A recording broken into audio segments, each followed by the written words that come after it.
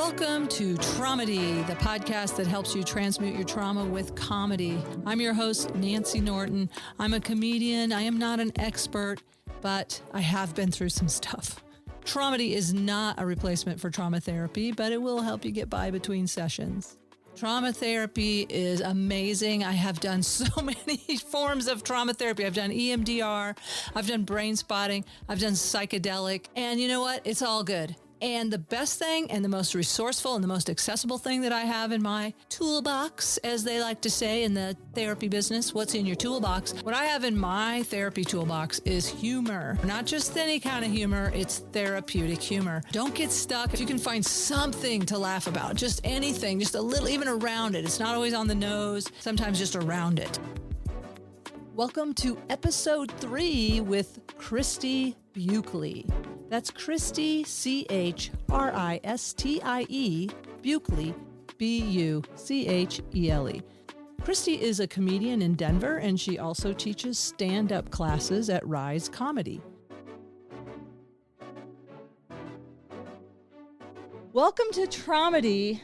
I'm Nance, and this is Christie Buchele. Hi, thank you so much for having me. I am so excited to be here on Traumedy and on the podcast rather than living it every day. What a nice shift, little change. Yeah. Basically, the difference is we're sharing our pain and our wisdom of humor with everyone so that they also can not feel alone with their traumedy. I love that. I think that is what we're always trying to do with comedy. Well, some people are not, but I think a lot of people are trying.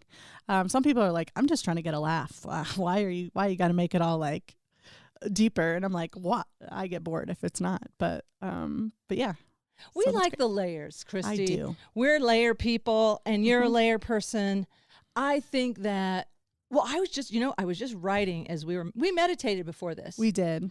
And I want to tell our listeners, because when I say isolated with your traumedy, really it's isolated with your trauma. People are so isolated with trauma. They are. Because nobody wants to hear that shit. And it is hard when it's like, and often it comes up over and over and over, and you're all alone with it. And we're just here to say, hey, we have it too. And we're comedians. Our listener may not be a comedian. They may be, somebody right. who doesn't have this resource. Most of our comedy friends just do this naturally, and that's... Well, I think that is actually maybe an assumption, like that's a cultural assumption, but I don't actually think that's true when you said that people don't want to hear that shit. I don't think that's necessarily true all the time. I'm just saying, in my experience, I've had a shit ton of trauma, and I haven't found too many people that are like, hey, come over and tell me all about it. Every day, because it comes up. I mean, especially certain trauma that's very hard to hear about. That sure. It's just you feel disempowered. Like, I mean, really, come over and tell me about your sexual assault. You haven't told me about that in a while, or that time. I totally am that type of.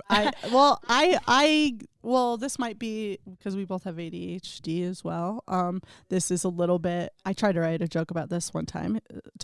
Speaking of traumedy, is that I am like, I can't do small talk. Like, I do not care how your traffic was this morning. Tell me who hurt you or get the fuck out. That is why we're friends. That is why we're friends, because for us, it is where we live. We're willing to just be completely like. We don't want to be any other way. But if you hang out, I can't be. So, but my family of origin. Let me just say this: the family I grew up with was, especially my mom, and this is in my act, right? Like, honey, how are you? Are you good or really good? Yes, keep it here up, okay? You have a lot of anger, so it's like if happiness. I'm doing a lot of recovery work right now, and the 3 markers of dysfunctional family is don't talk, don't trust, don't feel. And so that is the model I grew up with. And so I end up feeling isolated, especially with people that are super important to me. And in my experience, even with significant others, because obviously I keep finding my mom over and over again who does not want to hear about it. Yeah. So that's probably me projecting. Yeah. Okay, so your experience is different. I think that my familial experience is more like the parents get to feel, they get to talk, they get to take up all the emotional real estate. And there's not, you are learned to like meet their needs, and there's not a lot left for you after that. So similar but different. You weren't allowed to have your feelings. Yeah. And it's almost like when I went to go have my feelings, they were like, I'm bored. Wow. That's really how, I mean, I don't know. Sometimes that's how I feel. And I know that they've done work and to help. But yeah, it almost feels like they're just like, why are you bothering me? Talk to your therapist. This is not interesting to me. Yeah, this is, even when it's about them, like your feelings are about them, or maybe especially then, they're like, no, that's not my business. Well, just because my feelings are not a reality. So like, that's just a feeling. So like, it's almost like they can say, well, that's not, just because you feel it doesn't mean that's how it is. So like that, it feels like that maybe a little bit. Well, I don't know. And I have heard that in my recovery work, is feelings are not facts, but feelings are important, and feelings are your feelings are valid. Well, yeah, and they're like your intuition, they're your gut, they're they're your body communicating with you, and your environment and your brain trying to, like all of it. So it's information for sure. And you have to look at it in order to like crack the code. Like you can't just turn it off, or you can't just silence, or you can't just keep it in a vacuum. Or you can, or it might and it'll kill you. It actually will turn in on you. And I think there are a lot of people with autoimmune diseases. I mean, my endocrinologist, I have an autoimmune disease of my thyroid that my endocrinologist is saying, and she's saying very carefully, hey, this is mostly anecdotal evidence, but I'm seeing it over and over again, where I can see the trauma that caused these people like diabetes and cause these different endocrine, those are diseases of the, hormone glands, just for people who aren't into whatever medical stuff. I'm just saying a lot of folks have symptoms, and like you said, it may eventually kill you. So get it out, let it out. And one of the best ways that we love to transmute, of course, victim energy, for me, I call it victim energy, but what I have, when I feel a sense of powerlessness, things that have been done to me where I felt powerless in the moment, that just brings up this whole sense of victim energy. And the way I like to transmute that is comedy. Yes. Yeah. So I think I honestly, and maybe this is going to get a little too spiritual up front, but I believe that humor is a God-given gift.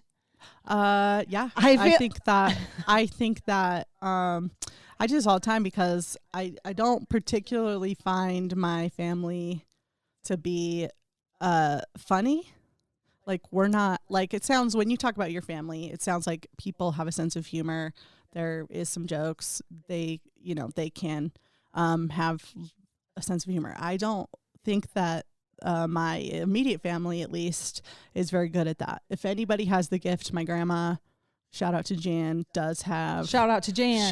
She can be a silly goose. Okay, she can. and she's very fun, and she can do that. Okay. And a lot of that I think comes from her being like very like younger than her siblings by a lot. So she's kind of an only child, had to entertain herself. So I think she, on a farm in the middle of nowhere, I think she can like be very silly and just but it's still not anything. So even before I did comedy, I don't think you had to really know me before I showed you my sense of humor. And I didn't, that was not a skill that I even realized like I had. And even now, I mean, it didn't even happen that long ago that I did a show, and this girl from high school, everyone's always like, I didn't know you were like funny. Like, that was never a thing that I showed people. I actually think it's so intimate to show somebody what you think is funny. Yeah, it is. It says so much about you. Well, it's a bit of a risk, especially depending on your style and how you do it. And thank you for bringing up your grandma, because I want to give a shout out to my grandma also. And my grandma went through some of the biggest trauma of anyone I ever knew. I mean, she witnessed her daughter, her 9-year-old daughter, and her husband burn alive. Oh. And I mean, she had to endure that. And you would think, how would she ever find anything light or funny again? But she was by far the lightest, funniest person I knew, and it was genuine. It wasn't a put on. It was an actual embodiment. And I honestly feel like I do feel it comes out of necessity. We're talking about post-traumatic growth. Do you want to hear the terrible joke that just went Yes. through my head? Yes. I was like, oh, so like she saw them light up the room and then she took the lead. Oh, I'm sorry. She saw them light up the room and then she took the lead. Is that what you Yeah. said? She was like, oh, I can do that. Oh my God. I'm sorry. Yes, you owe my Anyways, family an apology. I think that's a good example of how our brains work. Wow. You know what's interesting about that? Like, I am really stretching to try and laugh at that. And there's a part of me that laughs at the absurdity of it, but another part of me that like it goes back in and like wants to hug my grandma. You're totally fine. You don't have to laugh at the joke. I No, just but know that that really, my brain. I think that really, that's how your brain works. That's what we do. Wow. And see, Christy, in your humor, and I think your specialty is dark humor. It is. And that's about as dark as it's going to get today. Maybe, I don't know. We'll see. I don't know if I can. I don't think I can do. But the point of darker, that. But you know what? She's in the light now, and her daughter that died, I feel, is like one of my spirit guides, and she's probably on the podcast. She's up there. She's here. We invited she's her. Like, bring it, Christy. Wow. That, I love your courage, and I want to just give a shout out to Christy's courage. I trust you that if you hate it, you'll just cut it out and you won't hate me forever. But I mean, got scared for a second. The whole yes and thing. I mean, and it's one of the things I've thought about on this podcast is, what about people like, do we want people to? This is always tricky. Is it better I make fun of myself? Like, I took a risk the other day on your Facebook page with your mismatched socks. And I said, I know her well enough that I can say this and she'll know it's coming from pure love. But another part of me was like, is that okay? Am I kind of punching down when you said, I can't remember what your joke was. Oh, well, I did the ABCD. You were like, seriously, I'm having a lot of anxiety. I've got all these mismatched socks. And it felt, you said genuine, like you wanted genuine responses. Yeah, I said genuine or joke responses. Okay. Because I know my friends. Yeah, so combo. So we do the combo Yes, platter. exactly. And I'm like, dig a little deeper under all those mismatched socks are some mismatched feet. Yes. Oh, yes, I loved that. Oh, now I remember. But then I'm like, I wonder if that felt good, or did it feel like I was shitting on you? No, it's good. I had a joke one time because I had a roommate who was a Sandy Hook denier, and it was really tough. And I was like, Sandy Hook, that's what I call my foot. But but then I was like, I don't like when people deny people's trauma, because people say to me all the time, "Oh, you're not that disabled," and that's like denying my stuff. And it's like, when people do that, that's like my 9/11. And I say that because my right foot's a 9 and my left is an 11, which is an old, very stupid joke that never worked. But you laughed. Thank you. I like it because it reminded me of that. As soon as you said that. I want to say this. Some of my favorite jokes, and I've said this before, some of my favorite jokes that I get on a subconscious level that I don't even know why that's so funny, but I know I love it. Yeah. Like, your foot is a 9. And I went to 3 different places, like Spinal Tap, like one higher on the 11 foot. You took, oh, wow, you really cranked it up on that one. Yeah. But I don't know. I love jokes that dance in my subconscious and tickle my subconscious. And I don't always even know why. I love that. Yeah. So let's get to, I was thinking, okay, thank you so much for being here, because I have been stuck on this project in my family where we're not allowed to speak our truth. And I've been frozen for 2 years, but also I'm trying to trust my path. Thank you for helping me. I feel like we have this relationship where we kind of help each other birth our projects. Absolutely. And I love it so much. I do too. Thank you. All right. So this idea is how I want you to show people a bit. So we're going to play a bit of Christie's that actually comes out of some deep, dark pain. Yes. But I don't know if people, can hear it. They don't know it. That's okay.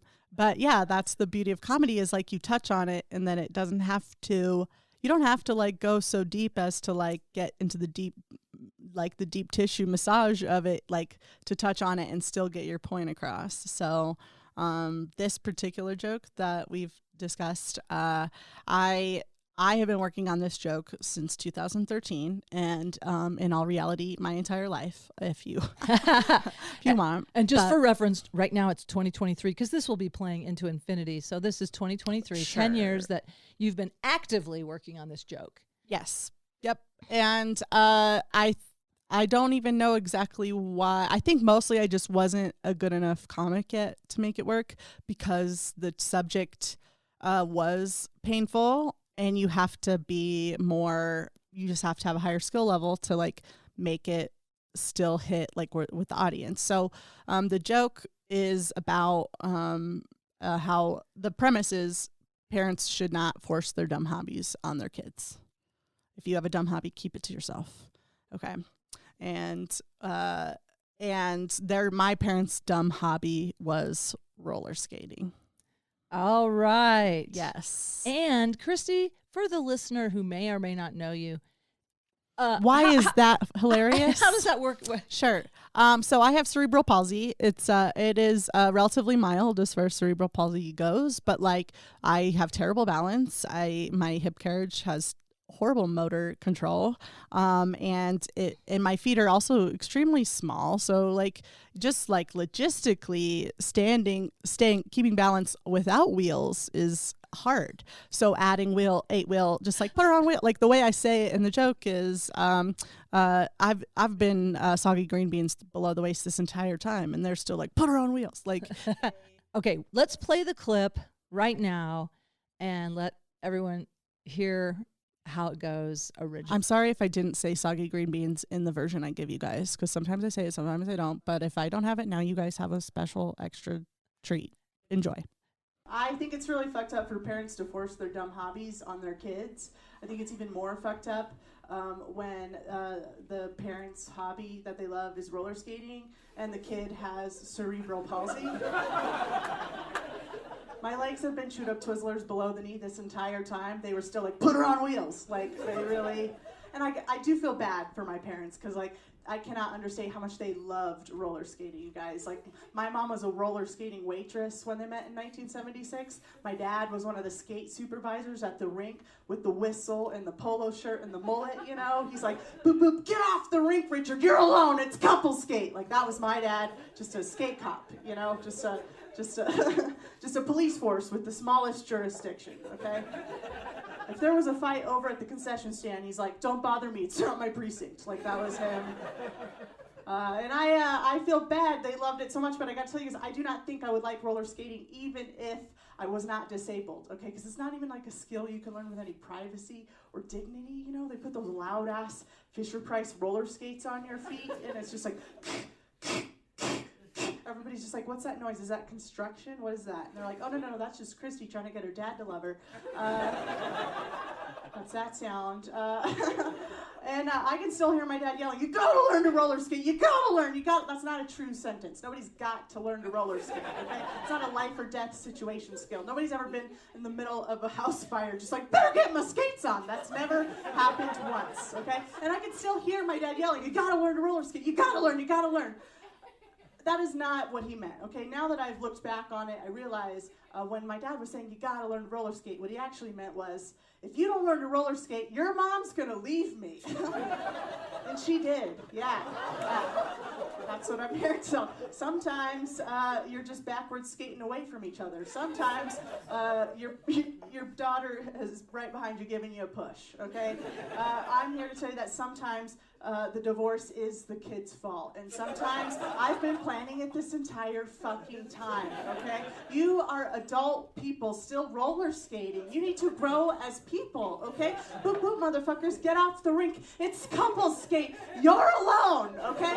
I have no problem with it. It's probably their fault I'm disabled in the first place, you guys. You can only backward skate so many times to the danger zone before you jostle the fetus too much, okay?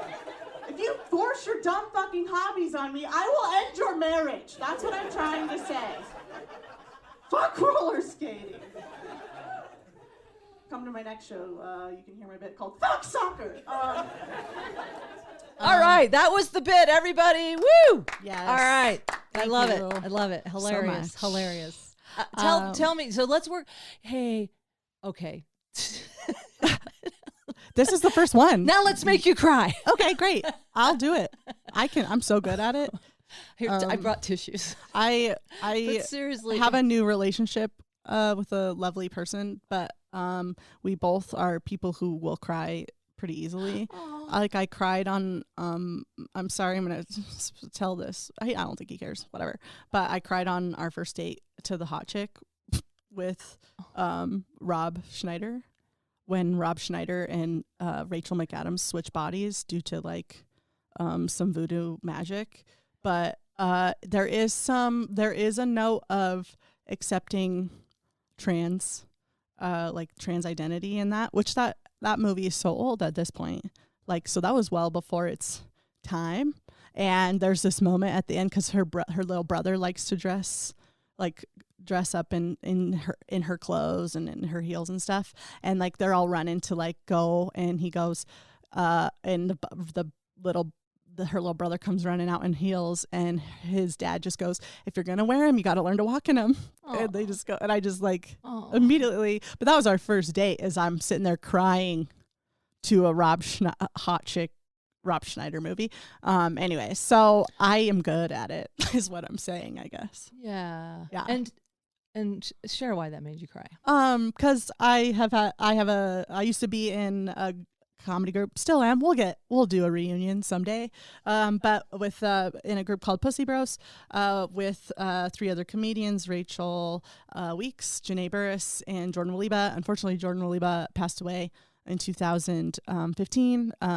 And she's a trans woman. So yeah, I was thinking in my mind, I really felt her in that moment she was like, I love this movie, because when I was younger, when I saw that, it was like validating. That's what I was like, I was like, I know. And I just know that she saw that movie. I like knew it. And that just was what made me cry. I just want you to know I have goosebumps all over right now. So Jordan, thank you for joining us. Yes. Thank you, Jordan. Definitely one of my spirit guides. So.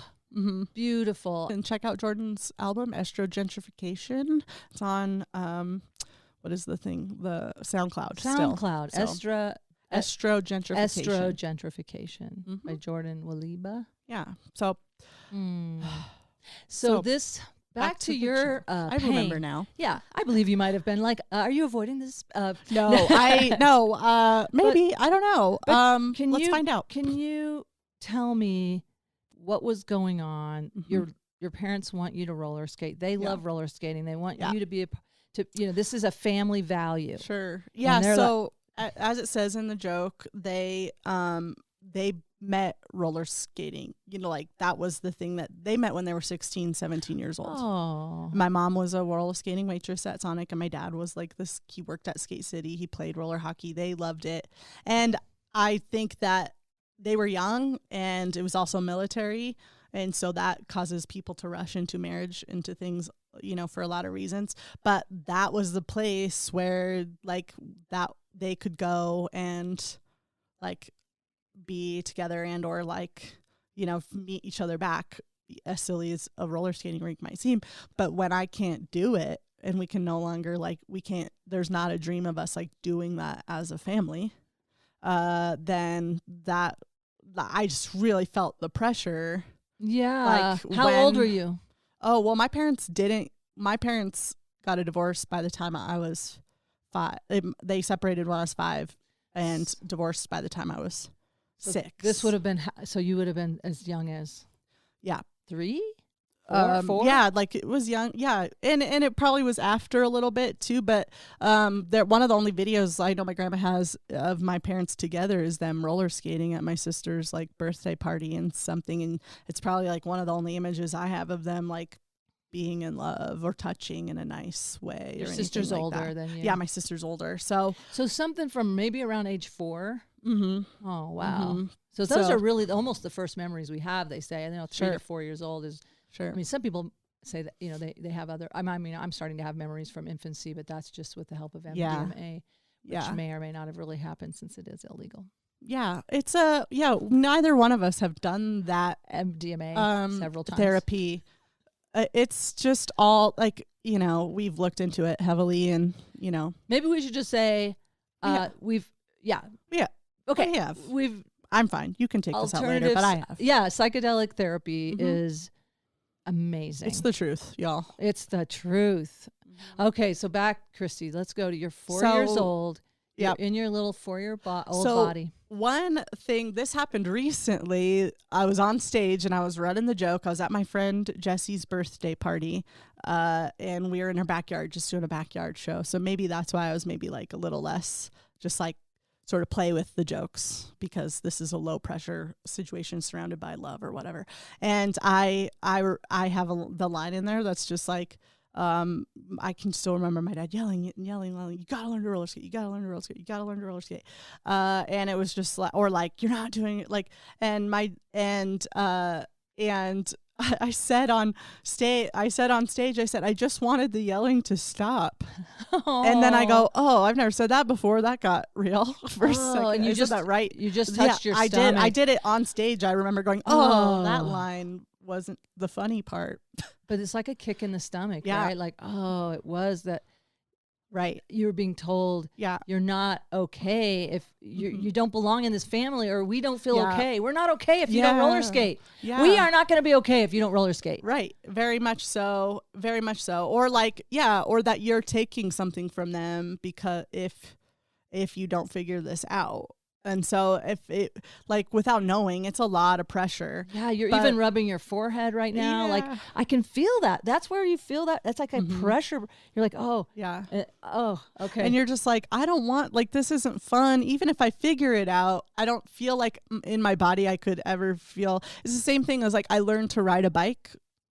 Eventually, it took me a very long time. I was maybe in 5th grade, so pretty late.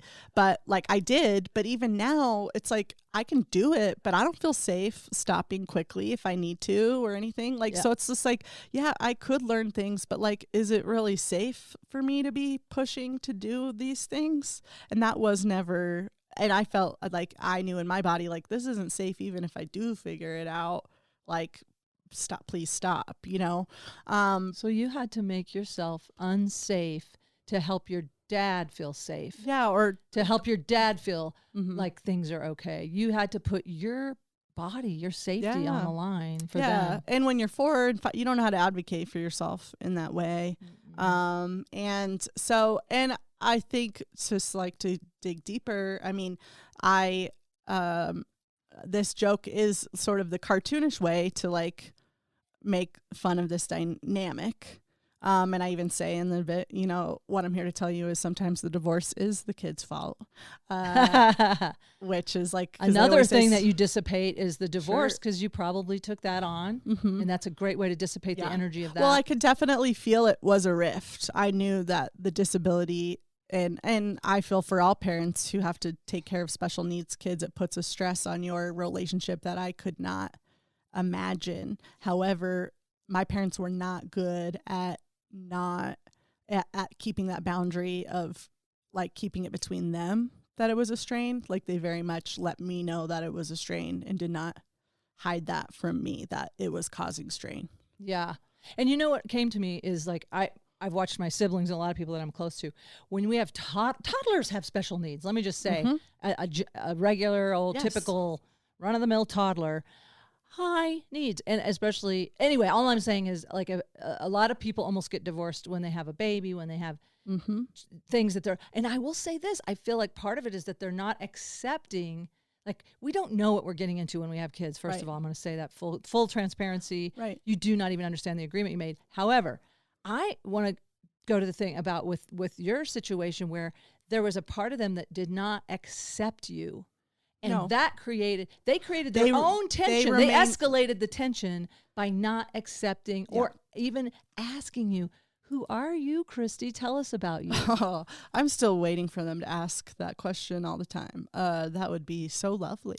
Who are you? But like, wow.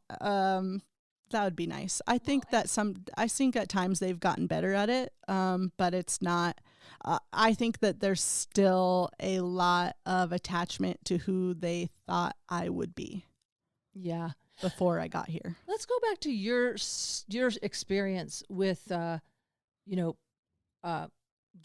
particular roller skating experience. Like tell me more about the feelings in your, like the trauma of it, what is I hear you say it was like, I'm unsafe. I'm unsafe. I feel pressured to be something. Is there another internal dialogue going on there? Is there another body memory that you could share?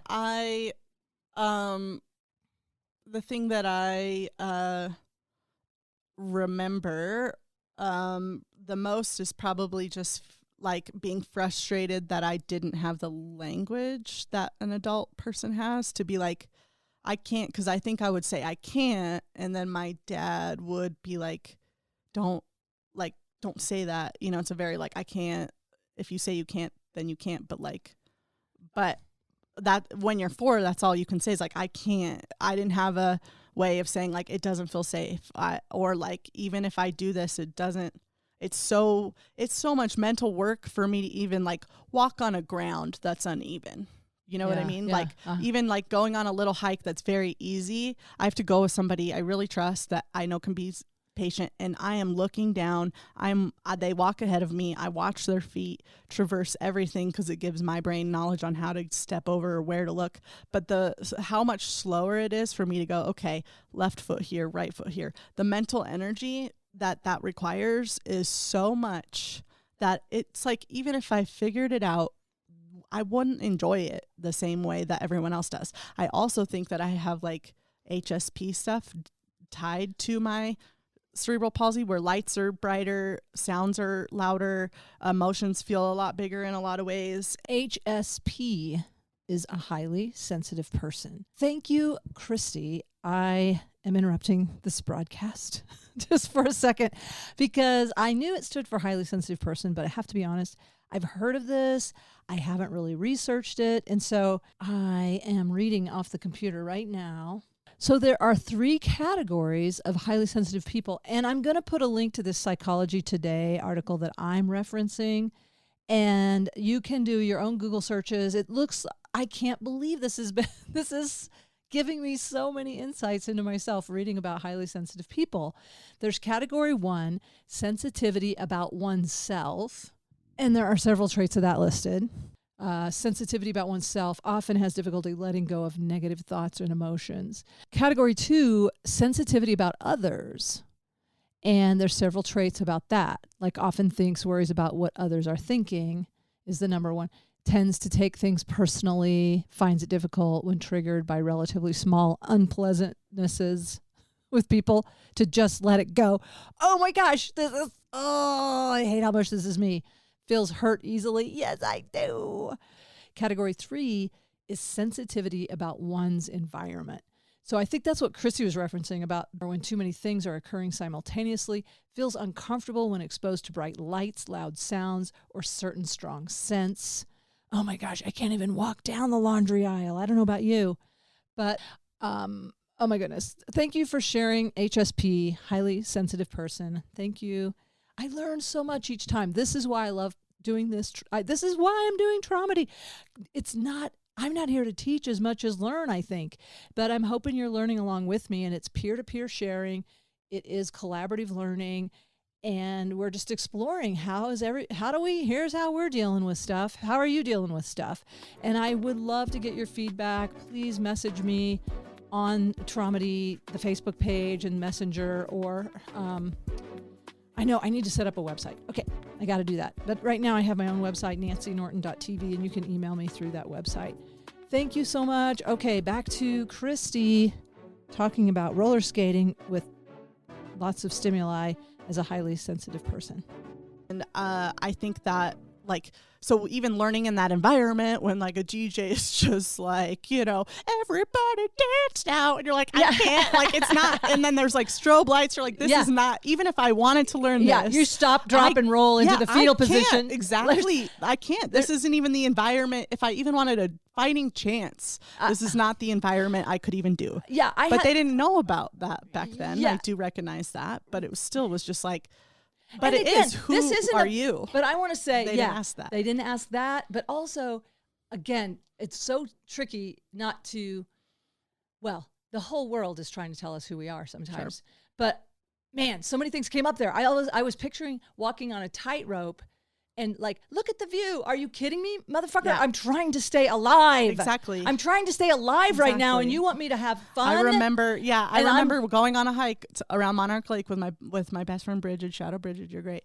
But it was one spring, and the flowers were like amazing, and she just kept being like, "Oh my God, wow! Like I've never seen these like this," and I'm like looking. I can't do it in the same way. I have to look down on the ground. Where is my foot stepping? Like, it's so much more mental energy.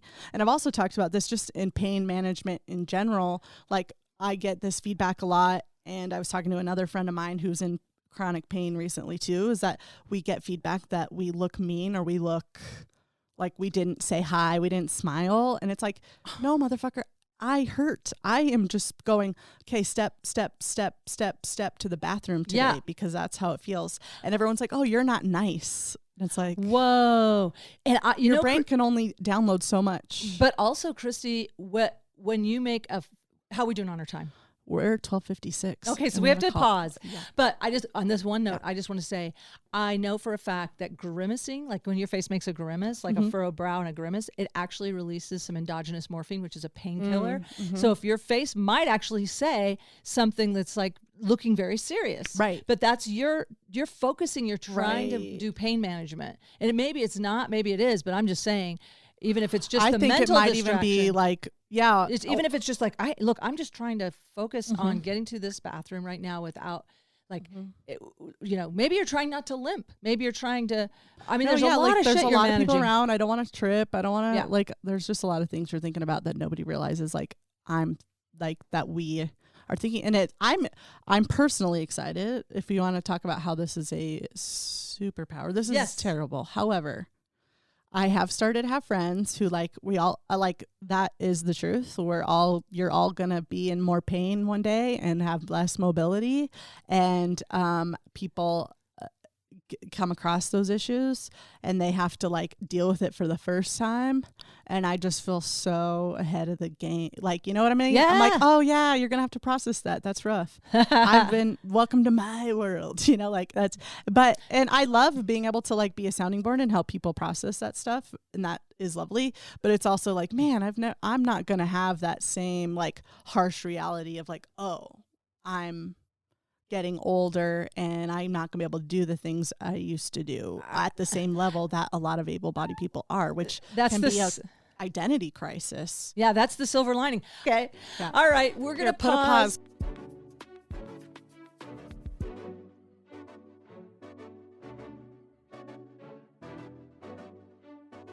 Now we're back. We're back.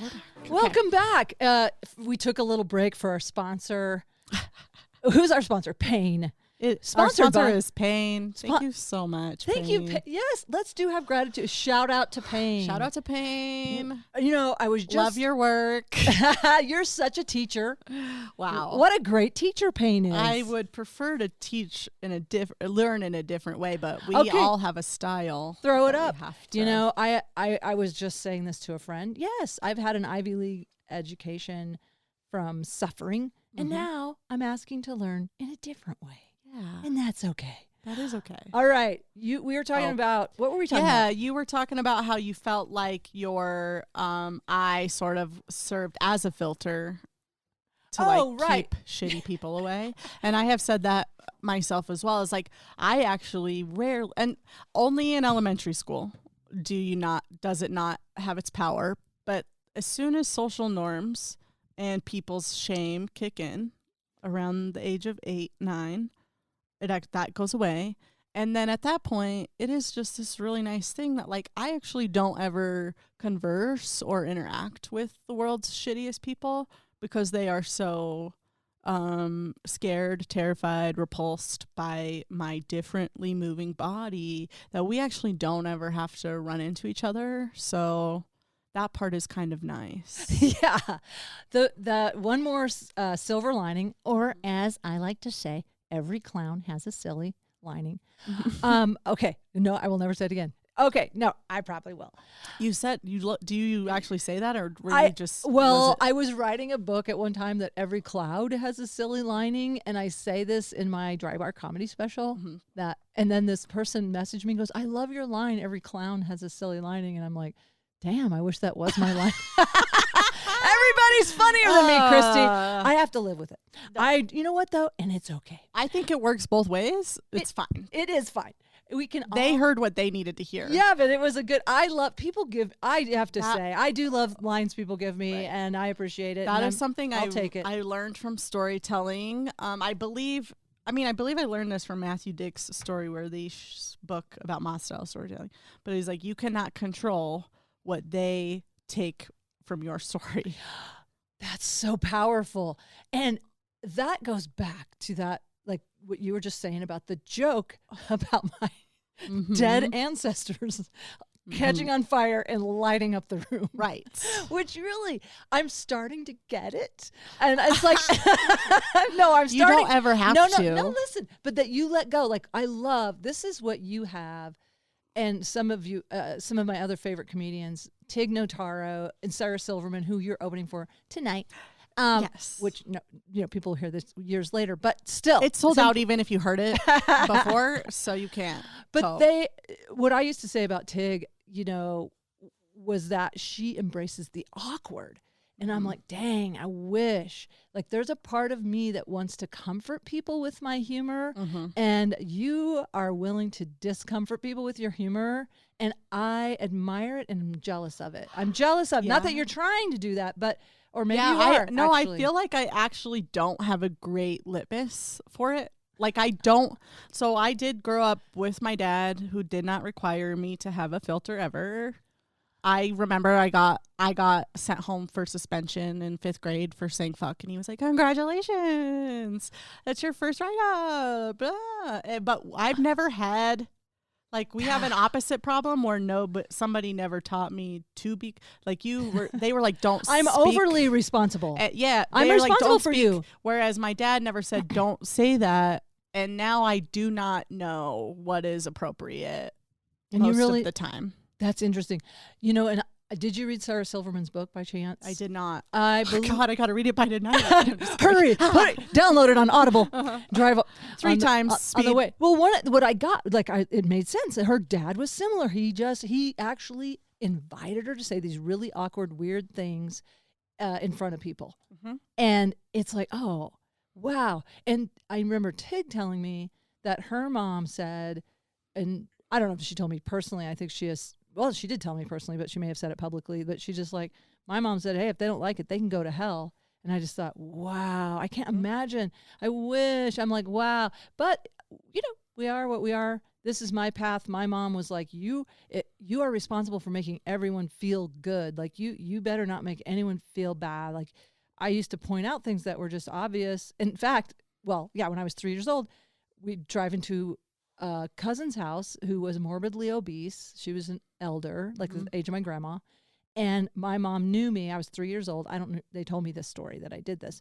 And so to prepare me, she said, Nancy, whatever you do, don't say anything about Fern's weight. Don't, because that will hurt her feelings. And I was like, okay, I won't. And then she said, if you can't say anything nice, don't say anything at all. And then I looked Fern up and down. This is the story. I looked her up and down and I said, well, at least your lips are thin. Well, at least your lips are thin. That's how I said it. So I have it has gotten me in trouble for that reason.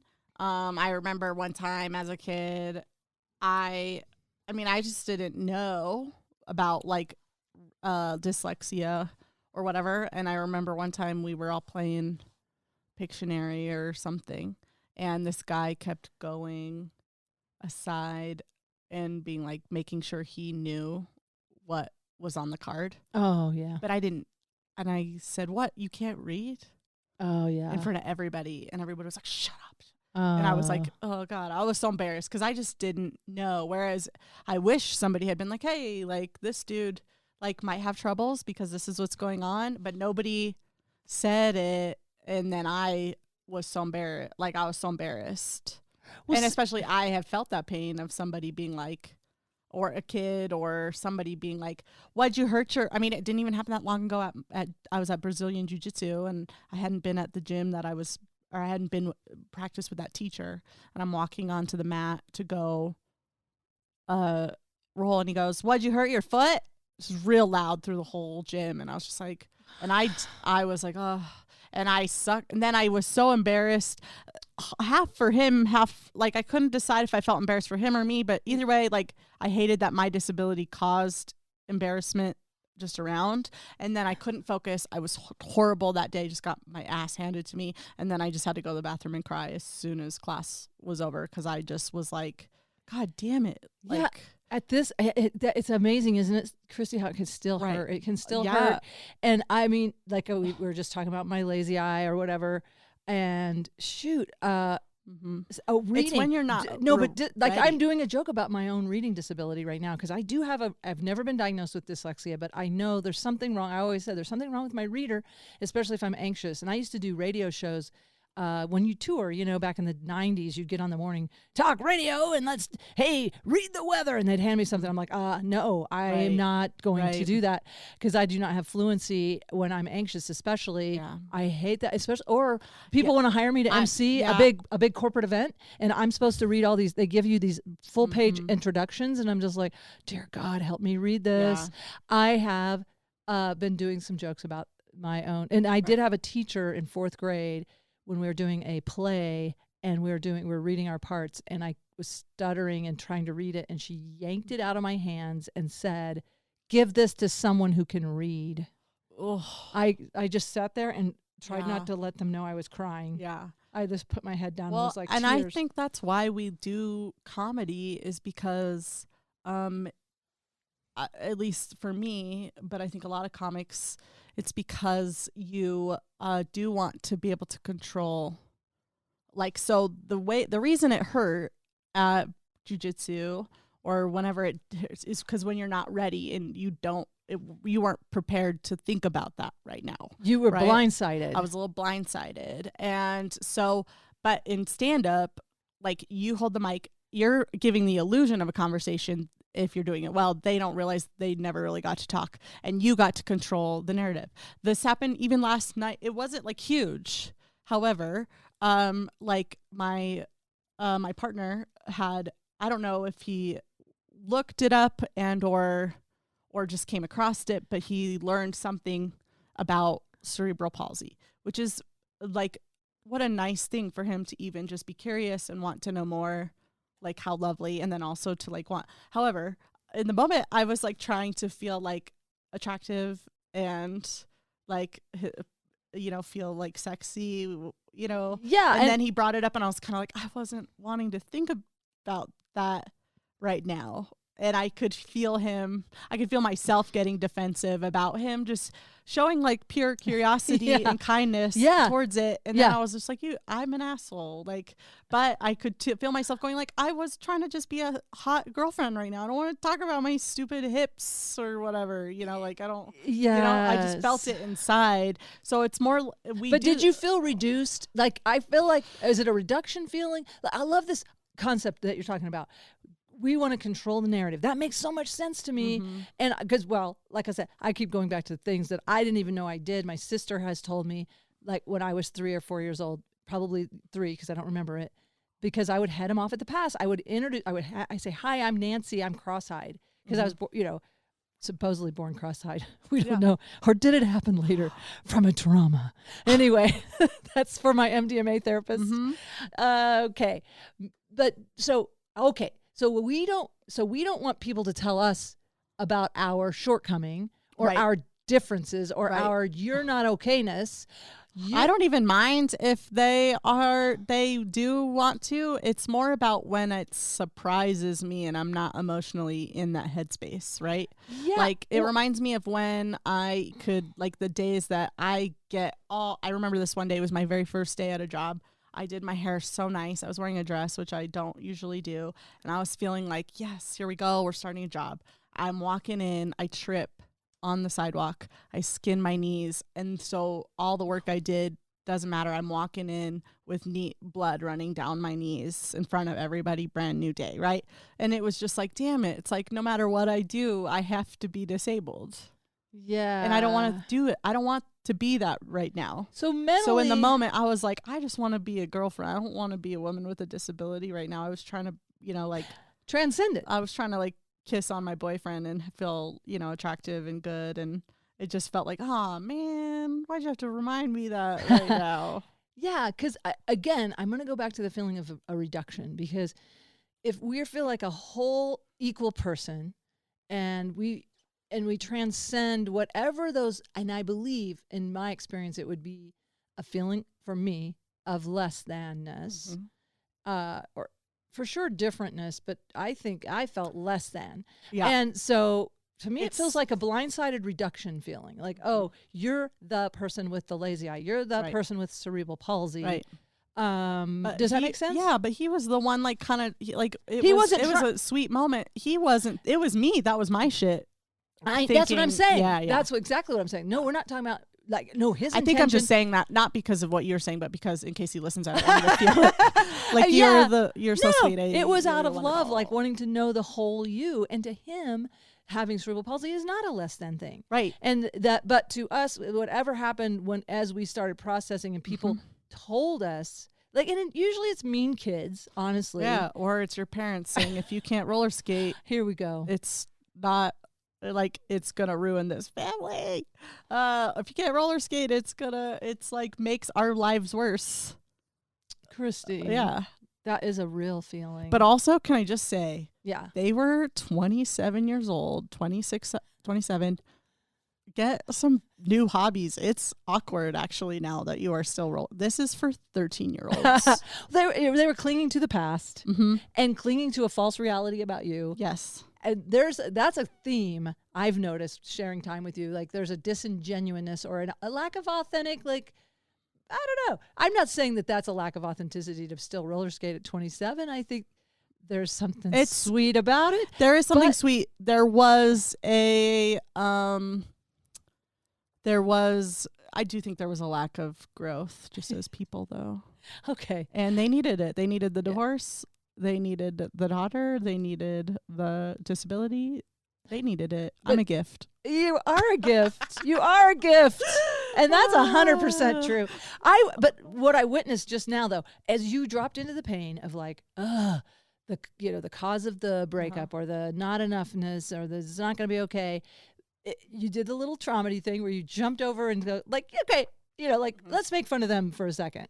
That's another way of kind of getting out of your overwhelmed, being overwhelmed with a sense. To go back of it, like, as a kid, I think it felt like it was all me. As an adult now, I'm realizing, like, oh, it's not. That is, I might have given them the last push they needed. They had so much more going on that had nothing to do with me, and I don't need to carry that. But you did internalize that, and that is painful. Yeah. And now you're getting rid of that pain. I'm working on it. Swirling it. Literally. Well, that's another thing. Like, as you know, I recently did a one-woman show. And I do I'm still working on rewrites and running it again. And I think I am opening with the roller skate. It's going to open with the roller skate bit on screen, me in front of a live audience, because I referenced roller skating throughout the end of it. But because that shows exactly, like, the cartooned version of the deeper pain up top of the show. But and that'll allow us to go deeper with you, because we'll know we have this resource. Right. That's what I keep saying about people who don't have the courage to do their work. Just pardon me for just a second. It is a lack of resource. So you're going to give them a resource up front. Is it video of you roller skating? No. The video is of the roller skating bit, the actual joke. The actual bit will be okay. It'll just open. I didn't know if you had some old video of you at 4 years old roller skating. I might have it, but okay. I definitely know it exists of my parents, roller skating. I don't know if I'm on there at all, but as you know, when I was running that show, going through that trauma, about 2 weeks out from the show running it the first time, I got this pain in my feet that I have never experienced, and it had no real cause that I could, I didn't like strain it walking or at any, it was just literally like I started walking into class like one night when I went to go teach, and it just started hurting, and it was up until the day after like once I did the show and I expressed it, like a lot of my pain and trauma, it was like gone. It literally felt like the trauma was like leaving my body through my bones and my skin in my ankles. I want to give this some space.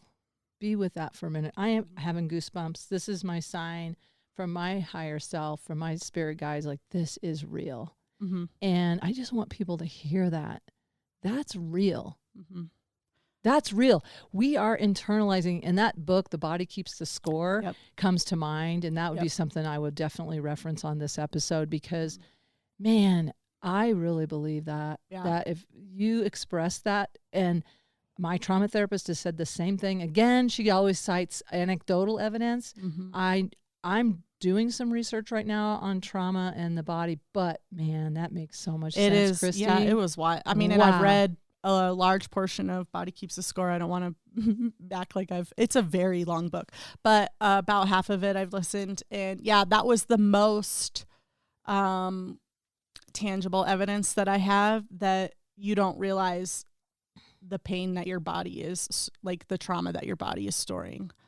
And I don't know, like this is my my way of expressing grief, which is to get on stage, which is to write and to perform.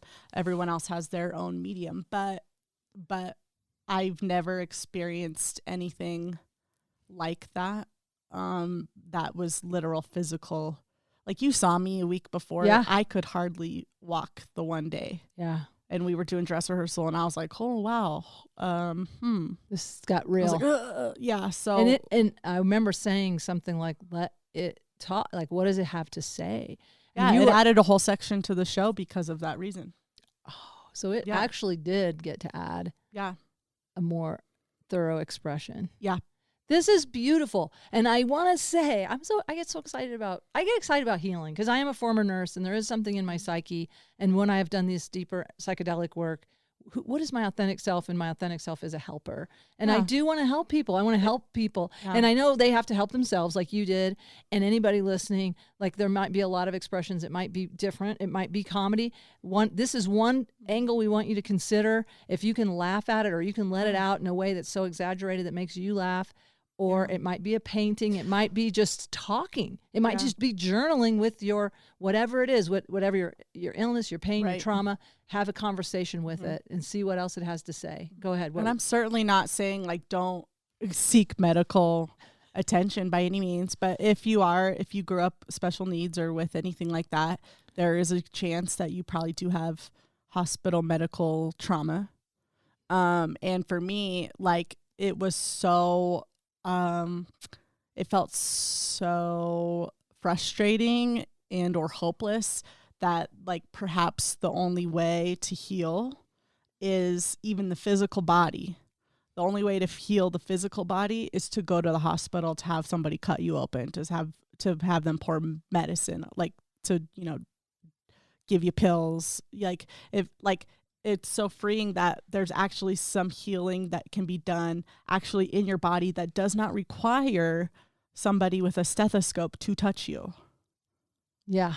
And I love, like, that gives me so much more hope. And self-empowerment. Yep. Self-empowerment. Yep. And I don't want to get preachy, but I do believe in the higher self, the higher power. Hey, calling all angels, like call it all in. And I don't know where the creativity comes from, but I feel like it comes from some sort of higher source. But yeah, definitely express.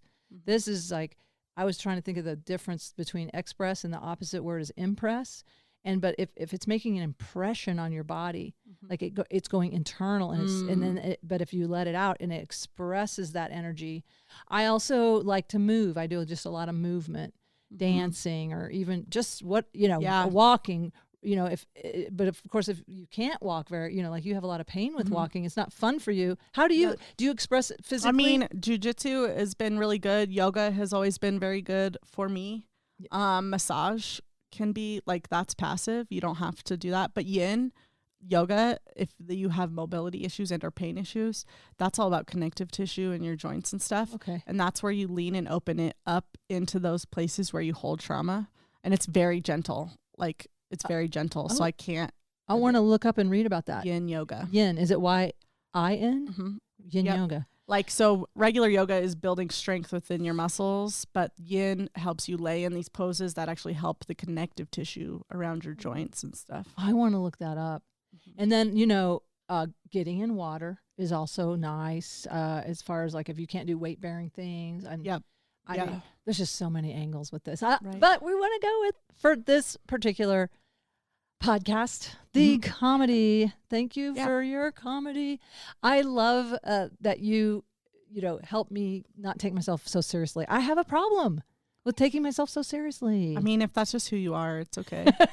There's no problem. It's just who you are. Thank you, Chrissy. Mm-hmm. Yeah. I don't always want to, like, yes, comedy, but I love the truth below jokes. I love the authentic connection. Yes. So we don't have to always.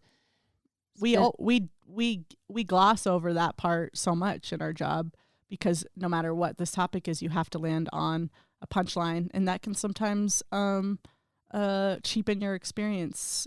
I've felt very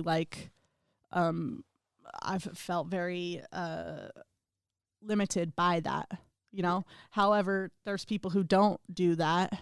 Like, it's two sides of a coin. There's people who don't have a sense of humor about it at all, and they need that.